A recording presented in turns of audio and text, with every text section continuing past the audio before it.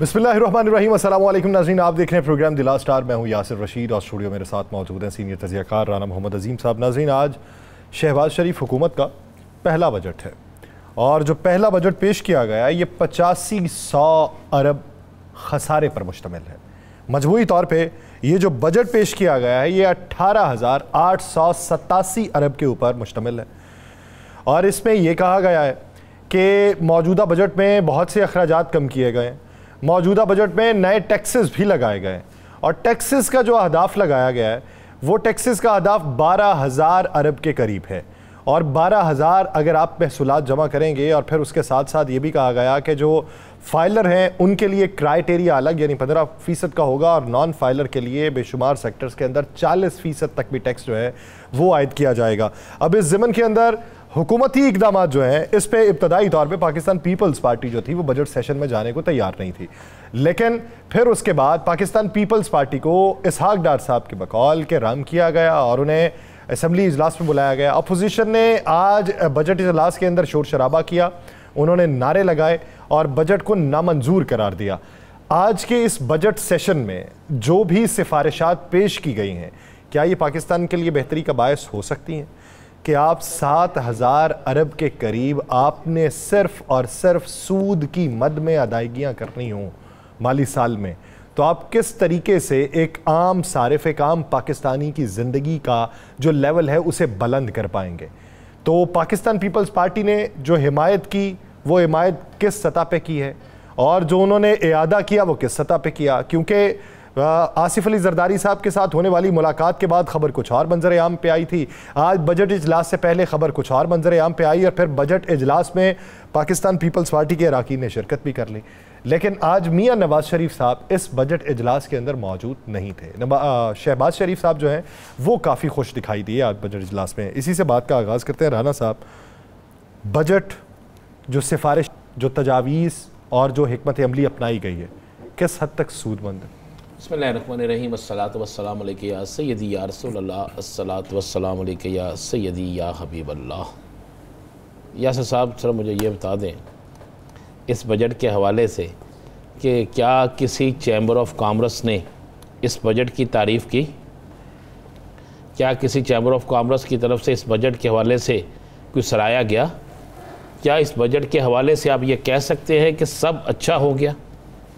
क्या आम आदमी को इसमें रिलीफ मिला? अगर मिला है तो हमें इस पर अप्रिशिएट करना चाहिए, अगर नहीं रिलीफ मिला तो फिर भी हमें इस बात पे करना चाहिए। और दूसरा, इस बजट, आज के बजट से पहले जो चीज़ें हुई हैं वो भी किसी से लुकी छुपी नहीं थी, वो भी किसी से बिल्कुल हट के नहीं थी। इस बजट के हवाले से बहुत सी चीज़ें ऐसी हैं जो आपके सामने आ चुकी हैं और आने वाले दिनों में मज़ीद आ जाएंगी। अब देखना यह है कि क्या इस बजट की मंजूरी में पीपल्स पार्टी अपना पूरा किरदार अदा करती है या नहीं करती। मैं इसलिए आज बजट पे बात नहीं करूंगा कि बजट अच्छा है या बुरा। अभी इसमें बहुत सी तरामीम होनी है, अभी इसमें बहुत सा इजाफा भी होना है और हो सकता है बहुत सी कमी भी हो सकता है बहुत सी तजावीज़ जो है उससे इत्तफाक भी कर लिया जाए, हो सकता है बहुत सी तजावीज़ जो है उससे इत्तफाक ना किया जाए। क्योंकि आज आपको पता है ये पहला बजट है जो आज ही सेनेट में भी सेनेट को भी दे दिया गया है, रिसीव करवा दिया गया है। ये पहला बजट है कि बजट से चंद मिनट पहले पीपल्स पार्टी बाइकाट करती है, फिर पीपल्स पार्टी अलामती तौर पर शिरकत करती है, फिर बिलावल भुट्टो जरदारी साहब से जब ये सवाल पूछा जाता है कि जनाब हुक्म करें, आपने तो ये कहा, तो वो कहते हैं मैं तो घर जा रहा हूँ। अब देखना ये होगा ये बजट जो है इस पर पीपल्स पार्टी की हिकमत अमली क्या होगी, इस पर इत्तेहादियों की हिकमत अमली क्या होगी, क्या ब्लैक मेलिंग होगी, क्या सब अच्छा होगा, क्या ये बजट मंजूर होने के बाद अगला सिनेरियो क्या होगा, क्या प्रोटेस्ट की सियासत होगी, क्या मुज़ाकरात की सियासत होगी, क्या हिकमत अमली क्या किसकी क्या तय होगी। देखिए कल राना सनाउल्लाह साहब ने कहा है कि मुज़ाकरात की टेबल पर बैठना पड़ेगा। कल मुस्लिम लीग नून की तरफ से ये कहा गया है कि मुज़ाकरात की तरफ जाना पड़ेगा, पीपल्स पार्टी भी इस पर जा रही है, तहरीक इंसाफ ने मुज़ाकरात की बाकायदा ऐलान भी कर दिया। अब ये सारी चीज़ें जो है ना इस मौजूदा बजट से जुड़ी हुई हैं, क्योंकि इस मौजूदा बजट के बाद ही आने वाले दिनों में बाकी चीज़ों का पता चलेगा। अगर आप ये कहें कि आज नहीं, देखें आज एक तो सबसे पहली दफ़ा ऐसा हुआ है कि तमाम के तमाम तकरीबन जो हैं आपके ये जो चैम्बर ऑफ कॉमर्स हैं, तकरीबन उन्होंने इस बजट को मुस्तरद कर दिया। तो यस ये कोई अच्छी अलामत नहीं है। राणा साहब, जो फाफन की रिपोर्ट आई है उसमें इब्तदाई 100 दिनों की कारकर्दगी भी बयान की गई, जिसमें कानून साजी का अमल सुस्त रवि का शिकार रहा। कायमा कमेटियों की तश्कील में ताख़ीर से असम्बली की कार्रवाई जो है वो भी मुतासिर हुई है। फिर उसमें यह भी कहा गया कि मियाँ नवाज शरीफ साहब, मियाँ शहबाज शरीफ साहब और इमरान खान साहब बतौर वज़ीर आज़म, उनकी जो असम्बली के अंदर हाज़िरी है 10% मियाँ शहबाज शरीफ साहब की, 26% मियाँ नवाज शरीफ साहब की और 29% इमरान खान साहब की रही। यानी वो 23 इजलासों में से शहबाज शरीफ साहब सिर्फ 2 इजलासों में शरीक हुए हैं। तो इस पे कोई बात नहीं होगी? नहीं होगी, क्यों नहीं होती? वज़ीर आज़म क्यों बनता? वज़ीर आज़म किससे वोट लेता? वज़ीर आज़म वोट लेता है असम्बली से, पार्लियामेंट से वोट लेता है, फिर वो वज़ीर आज़म बनता है। चाहे शहबाज शरीफ हो, चाहे नवाज शरीफ हो, चाहे इमरान खान हो, चाहे बिलावल भुट्टो सरदारी हो, चाहे राजा परवेज़ अशरफ हो, चाहे यूसुफ रज़ा गिलानी हो, कोई भी वज़ीर आज़म बने उसे पार्लियामेंट के हर इजलास होना चाहिए। कोई भी वज़ीर आला बने उसे पार्लियामेंट के हर इजलास में होना चाहिए। कोई भी शख्स किसी भी अहम ओहदे में बैठे उसे उस ओहदे के मुताबिक उस मुकाम पर होना चाहिए। इसलिए कि जब तक आपके नंबर 1 आपकी पोजीशन को, आपकी मुसीबतों को, आपकी परेशानियों को नहीं जानेंगे तो कौन जानेगा? मुझे किसी एक नाम से इस तरह बता दें कि फ़लाँ नाम जानेगा, फ़लाँ को पता होगा। अब 26/6/26/29 ये क्या हुआ? 10/26/29 लगा लें। होना तो पता है क्या चाहिए था? होना तो ये चाहिए था जनाब, ये 80 दफ़ा गए हैं, ये 86 दफ़ा गए हैं, ये 90 दफ़ा गए। ये होना चाहिए, हाजिरी का रेशो ये होनी चाहिए थी, ताकि जब वज़ीर आज़म खुद असम्बली में होगा, पार्लियामेंट के इजलास में होगा, तो कभी कोरम नहीं टूटेगा, कभी वहां पर मिनिस्टर गैर हाजिर नहीं रहेगा, कभी वहां पर अपोजिशन भी गैर हाजिर नहीं रहेगी। अपोजिशन को सवाल करने का और हुकूमती वज़रा को हाजिरी लगाने का और जवाबदही देने का मौका होगा कि जनाब हमें पता है अगर हमारा वज़ीर आज़म जा रहा है होना चाहिए। लेकिन बदकिस्मती हमारी ये है, हमने पार्लियामेंट को गाली गलूच का बाजार बना दिया, हमने पार्लियामेंट को एक दूसरे पर इल्ज़ाम लगाने का बाजार बना दिया, हमने पार्लियामेंट हाउस को एक दूसरे पर किताबें फेंकने का, जंटे के फाड़ के फेंकने का बाजार बना दिया। वहाँ पर अवाम की बात नहीं होती, वहाँ पर एक दूसरे पर गालियाँ, एक दूसरे पर नफरत अंगेज जुमले कसना, इसके अलावा होता क्या है? हमें वो पार्लियामेंट चाहिए यासिर साहब जिस पार्लियामेंट के अंदर आम आदमी की बात हो। जिस तरह मैंने कल कहा था, ये बजट बनना चाहिए उस आदमी को देखकर जिस आदमी की तनख्वाह इतनी है कि बेचारा गुजारा कर सके। लेकिन जो बजट आया है ये हुकूमत के लिए जितनी मुश्किलात पैदा करेगा, ये कुछ सोच ये आम आदमी की बात ही हुई है सारा दिन। कौन सा आदमी? आम आदमी की बात। आम आदमी पे टैक्स कितना लगेगा? मुझे एक बात बताएं, आपकी मेरी सैलरी पे तो पहले भी टैक्स कटता था, आम आदमी की सैलरी पे भी कटता था, अब मजीद कटेगा। यही होगा ना? तो यही बात आपकी भी यही होगा ना? बस ठीक है, फिर सानू एको दफा एक जहाज से बिठाओ तो किसी दरिया च सुट आओ ना, असी जीन जे रहीए ना सानू तुसीं जीन दियो। इसी पे शामिल गुफ्तगू कर लेते हैं सीनियर सियासतदान अली दुरानी साहब ने हमें ज्वाइन किया है। दुरानी साहब बहुत शुक्रिया आपके वक्त का। दुरानी साहब, आज बजट जो है, बजट के ऊपर अगर हम सूद की मद में अदायगियाँ देखें तो 9,775 अरब रुपए बनती हैं, और बजट खसारा देखें तो वो यानी सोचते हुए भी रोंगटे खड़े हो जाते हैं कि ये खसारा है, सूद की मद में अदायगियाँ हैं, बुनियादी तौर पे कीमत वही मौजूद रहेगी, वो जो कर्जा है, तो फिर ये बेहतरी किस तरह होगी, रिफॉर्म्स किस तरह आएगी? तो क्या इस पे एका देखते हैं बजट के ऊपर आप असेंबली में? बिस्मिल्लाहिर्रहमानिर्रहीम। और ये जो बजट की जो स्पीच थी वो एक तो ये बड़ा क्लियर था कि वो एक तकरीर थी जो बजट के बारे में की गई। बजट उसमें कितना था वो आप भी जानते हैं, मैं भी जानता हूँ। बजट तो इतना ही था कि जी ये सूद दे देंगे, ये कर्जा दे देंगे और ये सूबों को दे देंगे, बाकी मरकज फारिग हो जाएगा और बाकी अवाम भी फारिग है। किसी के लिए कोई इसमें रिलीफ नहीं है, बल्कि उल्टा हर चीज को स्क्वीज किया गया है। चलें, वो तो आप कह सकते हैं कि जी इंटरनेशनल हालात, मुल्क की मईशत के हालात, सब चीज में ऐसे हैं, लेकिन इसमें मुझे कहीं किसी के चेहरे पे भी कोई कन्विक्शन नजर नहीं आई। ना बजट पेश करने वाले के चेहरे पे होप थी, ना वह बैठे हुए किसी और पार्टी मेंबर के, लीडर के चेहरे पे उम्मीद थी। ये एक उम्मीदों से महरूम चेहरों का, एक मतलब उम्मीदों से मायूस करने वाला बजट था।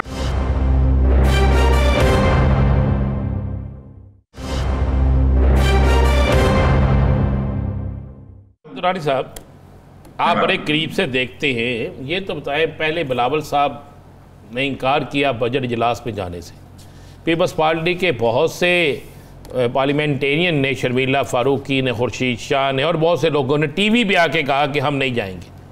फिर अचानक से इसहाक डार सब गए और उन्होंने बाहर निकल के कहा कि कौम के लिए बड़ी खुशखबरी है। और फिर बिलावल साहब नहीं गए इजलास में, बाकी चले गए। तो आप और पंजाबी जरा कही अगों निभती देखते हो? देखिए, अगर ये इस सारी चीज को टेक्निकली देखा जाए, पीटीआई के स्टेटस को देखा जाए, जो केसेस हैं मुख्तलिफ सीट्स के बारे में उनको देखा जाए, बड़े बड़े नून के लीडरों की जो इस वक्त की इखलाकी और ग्राउंड की सिचुएशन है उसको देखा जाए, तो इसके बाद तो बजट पेश हो गया। इसके बाद तो वज़ीर आज़म को चाहिए कि वो असेंबली को डिसॉल्व करके सारों को बुलाए और नए इलेक्शन की तैयारी करें।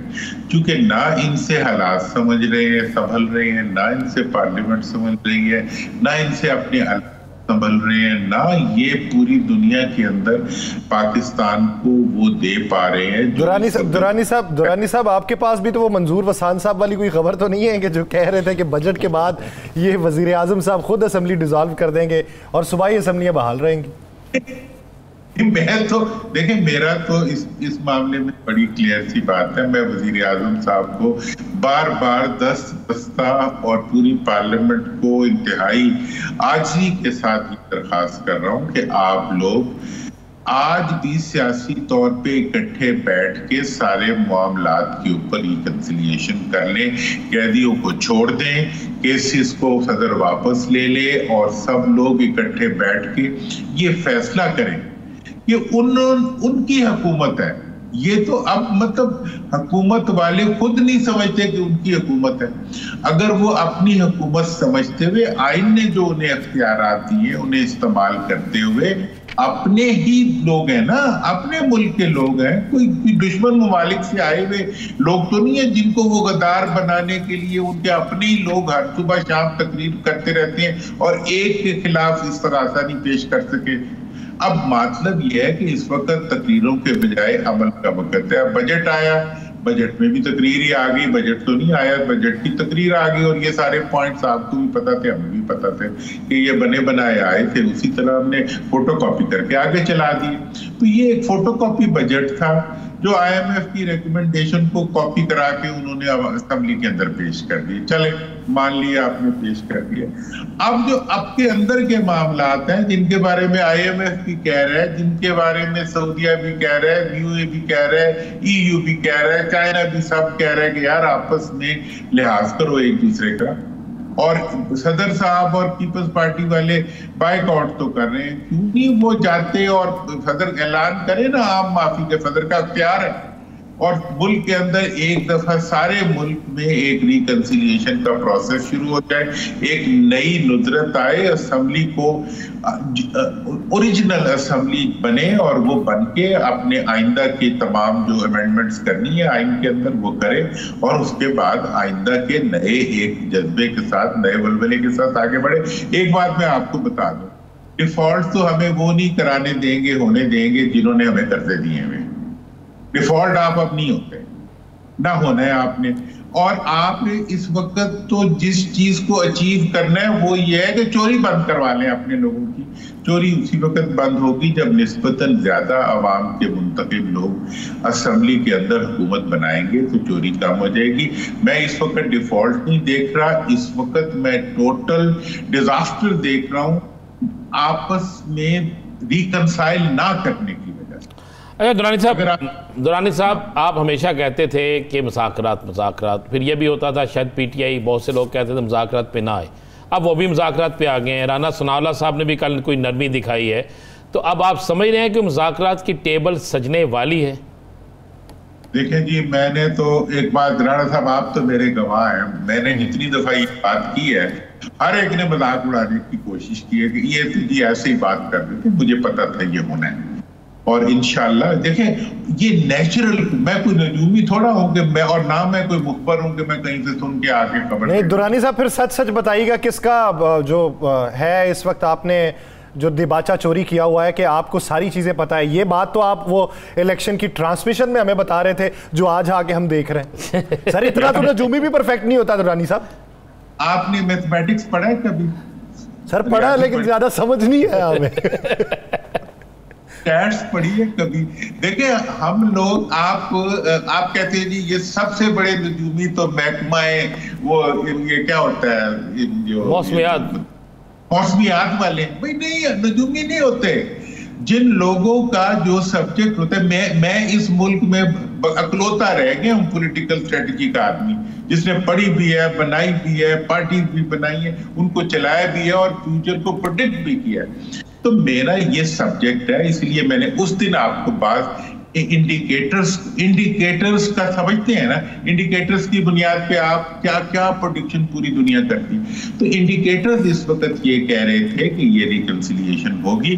पीटीआई वाले आर्टिकुलेट नहीं कर पा रहे थे अपने गुस्से को और अपनी जरूरत को। तो मैंने इसलिए उन्हें कहा भाई आप डील तो आप कभी भी नहीं करोगे, ना आपका लीडर करेगा, उसकी तबीयत में नहीं है, वो डील नहीं करेगा, लेकिन डायलॉग तो होता है और हो रहा है और होगा। डायलॉग और डील को अलग करने के बाद आप पीटीआई वालों को स्ट्रेट, अगला भी मैं प्रोडिक्ट कर दूं आप क्या होगा, या किसी अगले प्रोग्राम में कर दूंगा। नहीं अभी करें, खबर दें। हाँ देखिए, अब पॉलिटिकल डेवलपमेंट्स होती मुझे नजर आ रही है। देखिए अब पीपल्स पार्टी के सदर साहब जो है, या वो आम माफी का ऐलान करेंगे, ठीक है ना जी, या वो रुल जाए, या उनकी आवाज नहीं कोई रहेगी। और अगर निगोशिएशंस पार्लियामेंट के अंदर होनी है तो वो मुकदमात है जिनका अस्तगासा आ जाए, जो अदालतों में चल पड़े, वो ठीक है। लेकिन क्या किसी मुकदमे के चलते हुए उसके एक्यूज को जेल में रखना जरूरी होता है? इस वक्त आप मुझे बताएं कि पाकिस्तान की अदालतों में जितने मुकदमे पेंडिंग हैं, अगर उन सारों को उठा के जेलों में बंद कर दें तो पूरे शहर जेलें बन जाएं। नहीं, होता यह है कि आप अगर किसी पे मुकदमा चलाना भी है तो उसको जेल में रखना, सरकारी खर्चे के ऊपर कौन सी जरूरत है? ये कोई आपकी वो है, आपका कोई कबायली जेल है जिसमें आपने लोगों को रखा हुआ है इसलिए कि आप उनसे इंतकाम लें? तो ये बात, इस जवाब कोई नहीं है हुकूमत के पास लोगों को जेलों में रखने का। चले मुकदमे चलाने हैं तो चला लें, चलते रहेंगे, जेल में रख के क्या मतलब है? आप वो कर रहे हैं, बदमाशी वाली मामला हो गया। ये आईनी बात नहीं है। आप अगर किसी को अदालत, दुरानी साहब अब आपको सर मालूम तो है कि अलामती तौर पे माजी में भी इस तरह ही होता रहा है, अलामती तौर पे रखा जाता है लोगों को बताने के लिए। मियाँ साहब ने भी जेल काटी, जरदारी साहब ने भी काटी, अब खान साहब भी काट रहे हैं, दीगर और भी काटते रहेंगे, और ये रिवायत आगे ही चलती रहनी है। हमने कोई अच्छी रिवायत तो सीखनी नहीं। देखें जी, ये रवायत इन्होंने कायम की और हर एक ने इस भेड़ चाल में चले, लेकिन अब एक नया फैक्टर आ गया है, और ये मैं ऐसे हमेशा कहता हूं, अब अवाम बीच में आ गई। अब आपको फर्क होना पड़ेगा। देखें, जो लोग एक दूसरे को जेलों में रखते थे ना, उनका प्रॉब्लम ये था, वो सारे ही रियायती पास हुए हुए थे, वो सारे नकल मार के आए हुए। इस वक्त अवाम खुद पार्टी बन गए हैं against the existing government and existing regime. ये इस वक्त अलामतें बन चुके हैं, अवाम के लिए सुर्ख कपड़ा बन चुकी है ये हुकूमत और इसमें शामिल पार्टियां। अब ऐसी सूरत हाल में मैं कोई मुल्क का इदारा, ये बात मैं इलेक्शन में भी कह चुका हूं, कोई मुल्क का इदारा, खा वो अदलिया हो या कोई भी इस्टेब्लिशमेंट हो, ब्यूरोक्रेसी हो, कोई भी हो, वो कभी भी अवाम से नहीं लड़ा करती। अब दबाव, दुनिया कह रही है ये बात आपको कि आपस में सुलह करके, आपस में एंगेज होके हालात को आगे बढ़ाओ। आज अगर आप रिलीफ कर देते हैं स्ट्रेसेस को मुल्क के अंदर, तो आपका क्या नतीजा निकलेगा कि आपका मुल्क अगले इलेक्शंस की तरफ बढ़ पड़ेगा। आप कहेंगे ये इलेक्शन होगा तो फिर ये होगा, नहीं, अब जो इलेक्शन होगा वो अवाम का इलेक्शन होगा, उसमें धांधली नहीं होगी। जो ये मौजूदा इलेक्शन है जिसकी पैदावार ये हुकूमत है, वो इलेक्शन के दिन से पहले ही मुतनाज़ा था। इलेक्शन के बाद जो हुआ वो मोर ओवर, जिसे हम इंग्लिश में कहते हैं ना, मोर ओवर सरदार जी वाला, ये मोर ओवर था। इसलिए ये लेजिटिमेट नहीं। इसकी लेजिटिमेसी दुरानी साहब मेरे पास एक इंफॉर्मेशन है, आप ज़रा इसको गलत है या सही है आप बता सकते हैं आपकी, जो कि आप इक़्तिदार के वानों के शहर में बहुत जाते हैं और बड़े आपके सोर्स अच्छे हैं, मैं ये नहीं कहता, राब्ते सोर्स अच्छे हैं। महमूद खान अचक से ही सुना को बड़ा सरप्राइज़ देने जा रहे हैं और सुलह में बड़ा अहम रोल अदा कर रहे हैं। देखें जी, महमूद खान साहब बुजुर्ग सियासतदान हैं और अच्छे मतलब वो हैं, वो पूरी तरह वो कोशिश भी करेंगे और मेरा ख्याल है उनकी एफर्ट्स अच्छी होंगी। अब लेकिन ये जो सारा प्रोसेस है ये एक स्टेप में नहीं होगा, और ये भी मैं आपको बता दूं किसी मौजज़े की तरह भी नहीं होगा।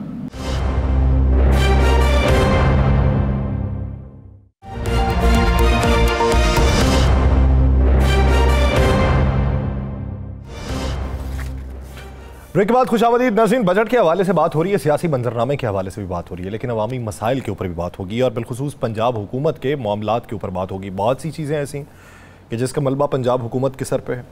पंजाब हुकूमत ने 100 दिन की अपनी कारकर्दगी भी पेश की और माजी से लेकर अब तक उस कारकर्दगी का मवाजना करने वाले बहुत सारे लोग ये भी राय रखते हैं कि ऐसा पंजाब की हुकूमत में इब्तदाई किसी भी हुकूमत के 100 दिनों में नहीं हुआ। अब उसमें हक़ाइक़ क्या हैं और फैब्रिकेटेड क्या एदाद शुमार है, उसके ऊपर बात होगी। इसी बारे में हमें ज्वाइन किया पाकिस्तान मुस्लिम लीग नून के रहनुमा सूबाई वज़ीर हैं ज़ीशान रफ़ीक साहब। ज़ीशान भाई बहुत शुक्रिया आपके वक्त का। Thank you. ज़ीशान साहब, अगर देखा जाए तो बजट जो वफाक ने पेश किया उसी के असरात ही पंजाब में देखने को मिलेंगे, लेकिन मजमूई तौर पर किसी चैम्बर की जानिब से भी खुशाइंद करार नहीं दिया जा रहा। आज हालांकि मियाँ साहब बहुत खुश थे, मियाँ शहबाज शरीफ साहब, लेकिन आप ये देखिए कि जहाँ पे सूद की मद में अदायगियाँ, कर्ज़ों के वाजबात, खसारा, इतना बड़ा गैप और आप महसूलात को बढ़ा दें। सर, पूरा पाकिस्तान तो सरकारी इदारों में काम नहीं करता, बहुत बड़ा तबका है जो प्राइवेट सेक्टर्स में छोटे छोटे काम करते हैं, उनकी तो 2-2 सालों में तनख्वाहें नहीं बढ़ी। उन पे ये असर कितना बुरा पड़ेगा? बहुत शुक्रिया।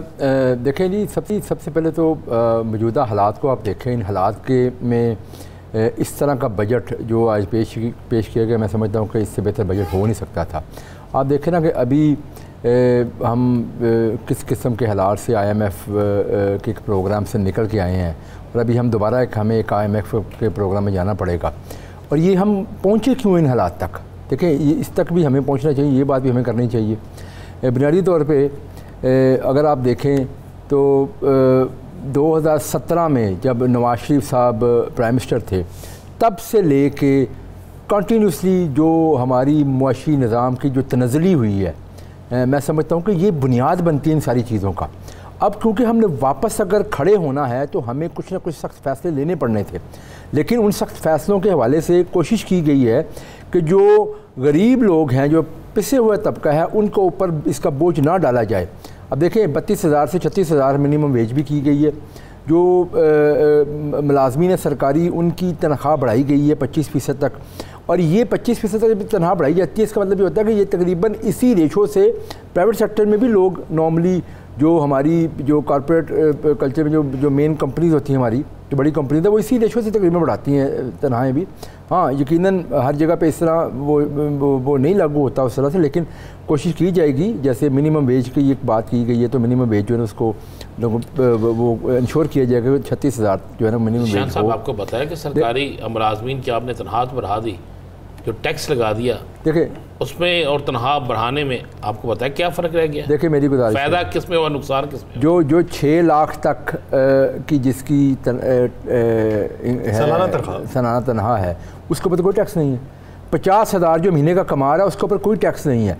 उसके ऊपर जो लोग कमा रहे हैं, यकीनन आप देखें ना, 36,000 वाला भी तो यहाँ पे गुजारा कर रहा है, उसके ऊपर जो है ना उनके जो टैक्स रेशो जो है ना उसको चेंज किया गया। लेकिन एक चीज़ और देखिएगा, टैक्सेस नहीं है लेकिन इनडायरेक्ट टैक्सेस, एक और चीज़ देखिएगा, देखिए ना, इनडायरेक्ट टैक्सेस पे भी मैं आता हूँ। एक और चीज़ देखिएगा, जब से ये हुकूमत आई है, आप देखें कि महंगाई की रेशो कहाँ 38% से गिर के 12% पे आ गई है। आज आपके यहाँ चीज़ें सस्ती हो चुकी हुई हैं, महंगाई नीचे आ चुकी हुई है। वैसे आप मुबालगा राई से काम ले रहे हैं, वो हमारे वज़ीर ख़जाना साहब ने तो 11% कहा है। सर, आपने 1% और 11-11.5% की बात की गई है, लेकिन चले, मतलब मेरे पास जो फिगर थी मैंने 12% कह दिया। मैंने थोड़ा सा सेफर साइड पे आपसे बात की है। जिस तरह बजट आप $295 के रेट में मैं बताऊंगा कि मैंने अभी तक बजट की तकरीर सुनी है। मैंने आपको बताया था कि मैं आज वो सरगोदा से नहीं आज आज तो आप सुबह से गए हुए थे, वो क्या वाकया हुआ, क्या बना, आपने उसका क्या सद्देबाब किया? वो देखे जी, आज सरगोदा में एक बड़ा अफसोसनाक वाकया हुआ। हमारे 3 सैनिटरी वर्कर सुबह एक डिस्पोज़ल की सफाई के दौरान उसमें गिर के तो उनकी डेथ हो गई। एक सीरियसली इंजर्ड हुए और 3 की डेथ हो गई। तो मुझे चीफ मिनिस्टर ने वहाँ पे भेजा था, मैं वहाँ गया था। मेरे साथ जो हमारे सूबाई वज़ीर हैं माइनॉरिटी के रमेश सिंह अरोड़ा साहब वो भी गए थे, मेरे सेक्रेटरी बल्दियात वो भी साथ गए थे। तो वहाँ पे हम गए हैं, जाके हमने चीज़ें देखी हैं।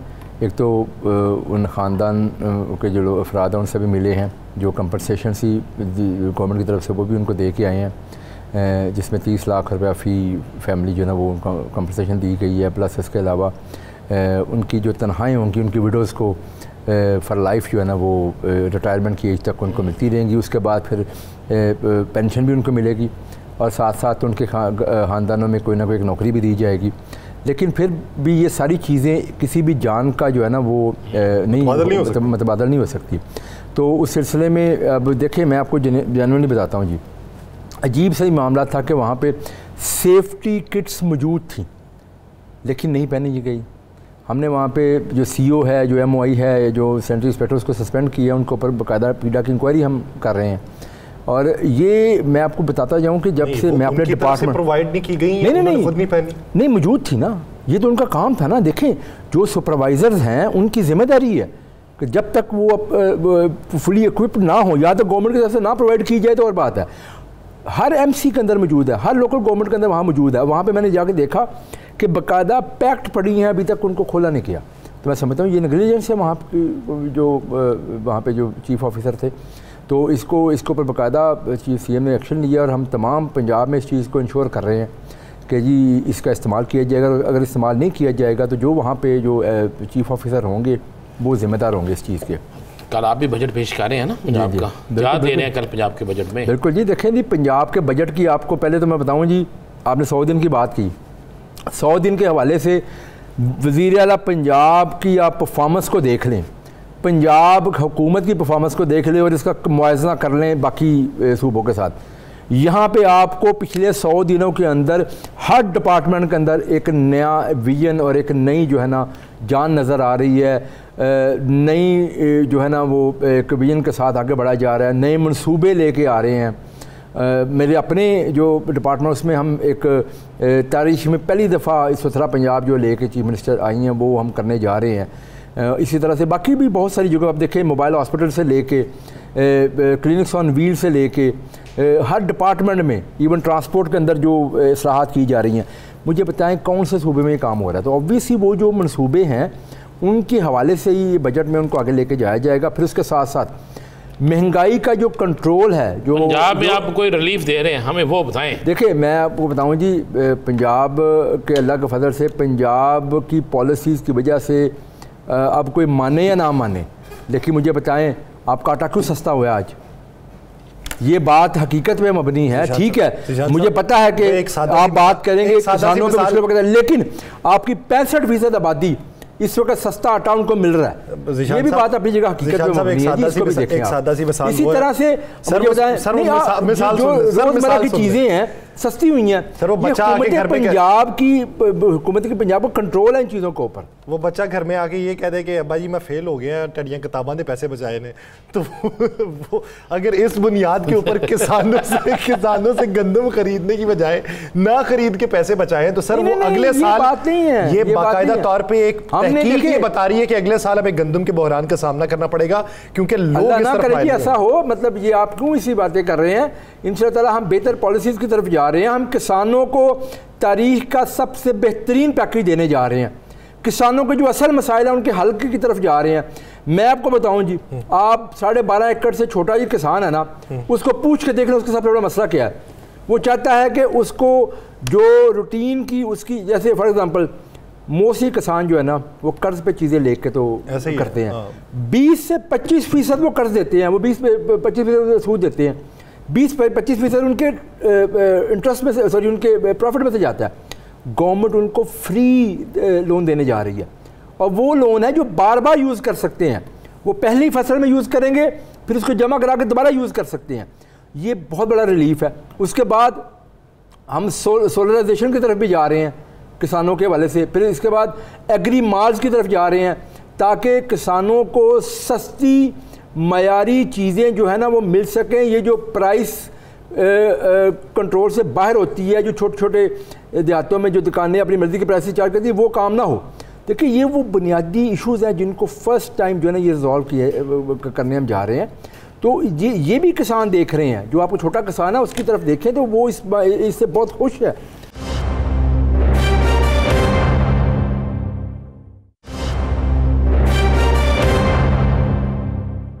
आपका इम्तिहान शुरू हो गया, ईद आ गई, ईद उल अज़हा। जी जी।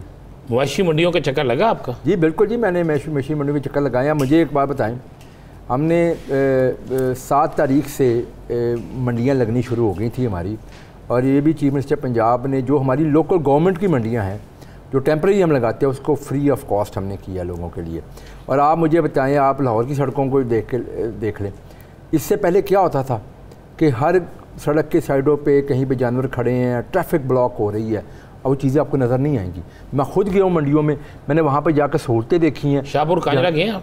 शाहपुर कांजरा जी बिल्कुल मैं गया हूँ। आपको पता है कि वहाँ पे जानवर खरीद के बाहर लाने का भी टैक्स है? नहीं, शाहपुर कांजरा लोकल गवर्नमेंट की मंडी नहीं है, मैं आपको बताने जा रहा हूँ।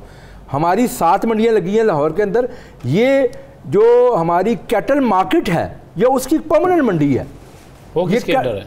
यही वो एक अलहदा कंपनी बनी हुई है, वो अलहदा कंपनी बनी है। और मैं आपको ये बताऊं, इजाजत है कि जो अच्छा नहीं मैं बताता हूँ आपको, ये उस वक्त के हमारे चीफ मिनिस्टर शहबाज शरीफ साहब ने 2013 में ये कैटल मार्केट बनाई थी, और इस कैटल मार्केट में उन्होंने फ्री ऑफ कॉस्ट किया था ये सारा। 2020 में पीटीआई की हुकूमत ने, बुजदार हुकूमत ने इस पर टैक्स लागू किया था, जिसमें छोटे और बड़े जानवर के ऊपर टैक्स लेना शुरू किया था इन्होंने। नहीं, वो जानवर तो टैक्स ले रहे हैं ना आप, जो खरीद के बेचारा आम आदमी जा रहा है यासर साहब, नहीं मैं उससे भी टैक्स ले रहे हैं। नहीं ये तरह नहीं है। देखिए मेरी बात सुने, ये आप मेरे साथ चलें, कोई कंप्लेंट्स हैं सर, हमने तो आपके साथ चलेंगे, कौन लेगा?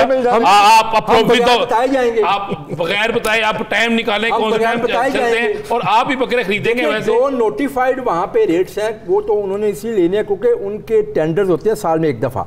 मैं वो हमारी कैटल मार्केट की मंडियों की बात नहीं कर रहा, मैं उसके अलावा लाहौर में 7 लगी हैं, जैसे गुजरांवाला में 13 मंडियाँ हमारी लगी हैं। तो उन 13 मंडियों में फ्री है टोटली, आप जाके देखें, वहाँ के इंतजाम चेक करें। मैं उस दिन सगियाँ वाली मंडी में गया हूँ, मैं एलडी सिटी वाली मंडी में गया हूँ। आपने प्रोटोकॉल के बगैर जाए ना? नहीं, मैं उसके बगैर ही गया हूँ। मैं रात को लेके जाएंगे ताकि आपको पता चले। जिस दिन पहले दिन मंडियाँ लगी थी, मैं उस दिन रात को अकेला वहाँ पे गया था, इंतजामिया हमारी बाद में आई थी। वहाँ जाकर मैंने सारे इंतजाम देखे थे, वहाँ पे अच्छे इंतजाम हो रहे थे। देखिए मेरी बात सुनिए, जो गवर्नमेंट अच्छा काम कर रही है वो आपको भी अप्रिशिएट करना चाहिए। जो हमारी कमजोरी है वो हमें बताएं, हम उसको दूर करने को तैयार हैं। मैं एक गुजारिश है जीशान साहब, आप अच्छे काम करें और हमारा भी दिल करे कि हम आवाम को बताएं कि आवाम के लिए कुछ अच्छा हो रहा है। कल के बजट में कोई सहूलत क्या दे रहे हैं आप? बड़ी मेहनत कर रहे हैं, इसमें कोई शक नहीं है। इंशाअल्लाह ताला हम भी आपके सामने चीज़ें आ जाएगी। जैसे कितनी तरह बढ़ा रहे हैं? बिल्कुल, वफाकी हुकूमत ने जितनी बढ़ाई है कम अज़ कम उतनी हमारी होनी चाहिए, इंशाअल्लाह ताला होगी। और ये सुबह आपके पास सारी चीज़ें आ जाएंगी, आप कल देख लीजिएगा। और आपको पंजाब हुकूमत की तरफ से नज़र आएगा, लोगों को रिलीफ भी मिलेगा, और बुनियादी तौर पर लोगों के मसाइल हल होंगे। जो 5 सालों में ये मुल्क खंडर बन गया ना, वो मसाइलों के हल होंगे। लोग जो गली नाली के मसले में लोग फंसे हुए हैं, लोग अपने घरों से बाहर नहीं निकल सकते क्योंकि यहाँ पे काम नहीं किया गया, वो इंशाअल्लाह काम होंगे जो सूबाई हुकूमतों के काम होते हैं। हम दुआ हुकूमत के काम है वो कर रहे हैं, जो हमारे काम है इंशाअल्लाह हम बड़े ऐसे तरीके से साहब हम दुआ गो हैं कि नेक नीयत आप जो आवाम की भलाई के लिए काम करें तो उसमें आवाम के इनपुट भी शामिल हो और आवाम तक वो समर पहुंचे भी। हुकूमत की दादोशुमार, गोरख धंधा दादोशुमार का, उसमें रियलिटी क्या है और उसमें फरेब क्या है, यानी शराब क्या है, तो इसी पे बात कर लेते हैं। माहिर मईशत डॉक्टर शाहिद हसन सिद्दीकी साहब ने हमें ज्वाइन किया। डॉक्टर साहब बहुत शुक्रिया आपके वक्त का। डॉक्टर साहब, बजट का हेर फेर समझाइएगा कि क्या है, 8500 अरब रुपए खसारा होगा, 18,887 अरब रुपए का बजट पेश है, यानी 52% हम सूद की मद में अदायगियां दे देंगे, तो हमारे पास बचेगा क्या, खाएंगे कहां से? बहुत शुक्रिया। देखिए, इस बजट का बिल्कुल एक वाज़ेह मकसद है और वो मकसद ये है कि हमें IMF से कर्जा मिल जाए, किस्तें मिल जाएं, आलमी मालियाती इदारों से कर्जे मिल जाएं और उसके बाद दोस्त ममालिक के कर्जे रोल ओवर हो जाएं और कुछ मज़ीद कर्जे मिल जाएं। इसका मकसद कतई ये नहीं है कि मईशत में पायदार बेहतरी लाई जाए या आवाम को फलाह बहबूद के लिए कुछ कोशिशें की जाएँ, ऐसा कुछ नहीं है। सिर्फ जो चीज़ यकीनी बना ली गई है वो ये है कि हम अब IMF के पास जा रहे हैं, जो कि IMF का 24वां प्रोग्राम होगा 1965 के बाद से अब तक, और वो 23 प्रोग्राम में जो तबाही आई वो सारे सामने हैं। तो इस वक्त सबसे अहम था, टैक्सों से क़तई नज़र मेरे हिसाब से पाकिस्तान के तहफ़्फ़ुज़ के लिए, मफादात के लिए ज़रूरी था कि एक 3 साल की हिकमत अमली के तहत ये बजट बनाया जाता कि ये 24वां प्रोग्राम जो है ये आखिरी प्रोग्राम होगा और आइंदा हम IMF के पास नहीं जाएंगे जैसे कि दुनिया के दूसरे मुल्क नहीं जा रहे हैं। मगर इस बजट के ज़रिए ये शायद यकीनी बना लिया है, खुदा न खास्ता हम चंद बरसों के बाद 25वें प्रोग्राम में भी जाएंगे। इस दौरान में मईशत मज़ीद खोखली होती चली जाएगी, असासे हम बेच चुके होंगे, कर्ज़ों का बोझ बढ़ चुका होगा और जैसे कि आपने कहा कि हमारे जो रेवेन्यूज़ हैं इस वक्त, इस अगले साल के नेट वफाक के, उससे तो मुल्की कर्ज़ों का सूद ही अदा नहीं होता। और दूसरी बात यह थी कि 2025, 2026 और 27 ये जो 3 माली साल हैं, इसमें तमाम कर्जे और सब कुछ लेने के बावजूद हम अपने बैरूनी कर्जे बर वक्त अदा नहीं कर पाएंगे। हमें कुछ इजाफी इंतज़ाम करना होगा, हमारी गर्दन जो है वो दूसरों के हाथ में होगी। तीसरी बात ये थी कि जो लोग मुल्क तरक्की करते हैं वो 3 चीज़ों पर अहमियत देते हैं और पाकिस्तान के लिए ज़्यादा ज़रूरी है, इस्लामी मुल्क है। एक, डोमेस्टिक सेविंग्स, मुल्क की बचतें वो हमारी इस वक्त 7.5% हैं। अगर आप 2002 में चले जाएँ तो 17% थी। इसका मतलब है 10,000 अरब रुपए एक साल में हम बचतें कम कर रहे हैं जो कर्ज़ों पर इन्हिसार। दूसरे ये कि इन्वेस्टमेंट, मुल्की इन्वेस्टमेंट जो 13% है 25% होना चाहिए। और तीसरा, टैक्सों की वसूली। हमारे शहबाज शरीफ साहब ने तो खुद कहा कि हमने 15,000 अरब रुपया एक साल में कम वसूल किया है FBR ने, वही 15,000 की कमी इस साल भी रखी गई है। इसका मतलब ये कि जो 15,000 की शॉर्टफॉल है उसकी वजह से सारी प्रॉब्लम्स हैं। तालीम का बजट कम, सेहत का बजट कम, बिजली के नर्ख बढ़ा दिए, गैस के नर्ख बढ़ा दिए, पेट्रोल के नर्ख बढ़ा दिए। यानी जो कुछ हम कर रहे हैं वो अशराफिया को नवाजने के लिए, मुल्की अशराफिया और बैरूनी अशराफिया, इसमें मईशत की बहाली और कोई जो है वो नहीं है। मगर जो चीज़ अहम है वो ये है कि मुस्लिम लीग नून के मंशूर में ये था, जब मईशत की हालत बेहतर थी, आज ज़्यादा ख़राब है। हमें इस बात का एहसास है कि पाकिस्तान की बीमार मईशत उस वक्त तक ठीक नहीं हो सकती जब तक वफाक और सूबे हर किस्म की आमदनी पर टैक्स ना लगाएं, मईशत को दस्तावेजी ना बनाएं। ये दोनों चीज़ें इस बजट में नहीं की गई, ये उससे बराह रास्त मुतसादिम है। हमारा जो बैंकारी का निज़ाम है वो मुल्क को पीछे की तरफ ले जा रहा है, क्योंकि उन्होंने 27,000 अरब रुपए के कर्जे हुकूमत को दे दिए हैं बजट खसारे के लिए, जो तिजारती बैंकों का काम दुनिया भर में नहीं है, ना पाकिस्तान में है लेकिन यहाँ हो रहा है। और सनत, तिजारत, ज़राअत के लिए कर्जे सिर्फ 12,000 के हैं, तो उससे तो मईशत नीचे जाएगी और हमारे लिए ख़तरात बढ़ेंगे। एक आखिरी बात जो मैं और कहना चाहता हूँ वो ये है कि अगर आप 2002 में चले जाएँ तो 2002 में हमारी रेमिटेंसेस तो होती थी $2 अरब। अच्छा डॉक्टर साहब ये बता दें, डॉलर यहीं पे रहेगा कि अब ऊपर जाएगा या नीचे आएगा? डॉलर की कदर गिरेगी, तिजारती खसारा बढ़ेगा, पेट्रोल, बिजली और गैस के नर्ख जो हैं वो बढ़ेंगे और जारी हिसाबात का खसारा बढ़ेगा। ये मैं रिकॉर्ड पर आज आपको बता रहा हूँ। ये 4 चीज़ें मैंने आपको बता दी जो अगले साल में मुझे ना, और गुर्बत और बेरोज़गारी जो है वो बढ़ेगी। डॉक्टर साहब, आलमी मालियाती इदारे बहुत सारे ये रिपोर्ट करते हैं कि 325 तक डॉलर जाएगा, आपको इसमें हकीकत दिखाई देती? देखिए, बात ये थी कि मैं तो उस पर डिपेंड करते हैं कि हम चाहते क्या हैं। अगर हम डंडे के ज़ोर पर, मिसाल के तौर पर आप कोई आदमी अपनी फैक्ट्री 3 घंटे के लिए रोज़ बंद कर दे और फिर ये कहे कि जी मेरा बिजली का बिल कम आ गया। अरे भाई, आपने इम्पोर्ट्स को बेतहाशा कम किया है। 25 अरब डॉलर की कमी है हमारी एक साल में 2022 के मुकाबले में। तो जब आप इम्पोर्ट्स इतनी कम कर देंगे तो जाहिर बात है कि फिर वो तो डिमांड कम हो जाएगी। तो सवाल सिर्फ ये है कि क्या आप गुर्बत, बेरोज़गारी बढ़ाकर और डंडे के ज़ोर पर मसनूई तरीके से अगर डॉलर को आप रखना चाहते हैं तो वो तबाही का नुस्खा इसलिए होगा कि हमने तो सारी एक्टिविटी अपनी जो है वो कमज़ोर कर दी है और हमारी गर्दन जो है वो दूसरों के हाथ में है। लेकिन अगर आप बरामदात बढ़ाना चाहते हैं और ये जो है आप चाहते हैं कि गुर्बत कम हो, जो कि इस वक्त कोई 10 करोड़ से ज़्यादा गरीब हैं, 26 मिलियन से बच्चे स्कूल नहीं जा रहे, जो दुनिया की सबसे बड़ी तादाद है। इन सब चीज़ों को आप नज़रअंदाज कर दें, सिर्फ कर्जे लें और इम्पोर्ट्स को कम करें और जाली रेमिटेंसेस पर गुजारा करें, तो ये चल नहीं सकता है। कभी होता नहीं है दुनिया में। क्योंकि मैं आपको एक फिगर दे दूं कि 2002 में $2 अरब की आपकी तरसीलात होती थी, $9 अरब की एक्सपोर्ट होती थी, यानी हमारी 4 गुना। अब 111(4) के तहत हमने जाली रेमिटेंसेस का सिलसिला शुरू किया है, तो अब वो $25 अरब की या $27 अरब की या $30 अरब की हम रेमिटेंसेस की बात कर रहे हैं, जबकि बरामदात उससे थोड़ी ज़्यादा है। ऐसा होता नहीं है दुनिया में, किसी मुल्क में ऐसा नहीं, किसी मुल्क में नहीं होता। तो इस वजह से मौजूदा सूरत हाल पे अगर ये इकदाम उठाए जाएंगे और इस तरीके से मईशत को चलाया जाएगा और फिर बाद में IMF के पास जाया जाएगा, तो फिर हमारे पास बचेगा क्या। बहुत शुक्रिया डॉक्टर शाहिद हसन सिद्दीकी साहब। इस हवाले से अपना नाज़रीन प्रोग्राम का वक्त खत्म हो जाता है। मुझे और राना साहब को दीजिए इजाज़त। आपसे मुलाकात होगी कल। अपना बहुत सा ख्याल रखिएगा। अल्लाह ने के बाद।